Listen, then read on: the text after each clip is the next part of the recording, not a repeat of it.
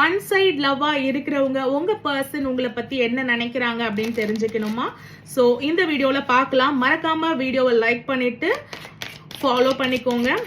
S, உங்க பர்சனோட feelings, one side லவ்ல இருக்கிற உங்களுக்கு உங்க பர்சனோட ஃபீலிங்ஸ் என்ன அப்படின்றத பார்க்கலாம். உங்க பர்சனுக்கு நிறைய சாய்ஸஸ் இருக்கு. அதாவது நீங்க உங்களோட லவ் வந்து வெளிப்படையா சொல்லலைனாலும் அவங்க இன்னுமே வந்து நிறைய பேர் கூட பேசுறதுக்கோ நிறைய பேர் கூட ரிலேஷன்ஷிப் வச்சுக்கிறதுக்கோ வாய்ப்புகள் வந்து தேடிட்டு இருக்காங்க. நாட் இன் அ அஃபேர், ஓகேங்களா? அண்ட் ஆல்சோ உங்களுக்கு நிறைய வந்து ஒன் சைட் லவ்வா இருக்கிறீங்க. உங்க பர்சன் கிட்ட போய் நீங்க பேச போறீங்க. வாட் இஸ் கோனா ஹேப்பன், என் பர்சனோட மைண்ட்ல என்ன இருக்கு அப்படின்னும் பொழுது உங்களோட பர்சனோட மைண்ட்ல சம்டைம்ஸ் வந்து உங்களை பத்தி ரொம்ப பாசிட்டிவான தாட்ஸ் இருக்கு.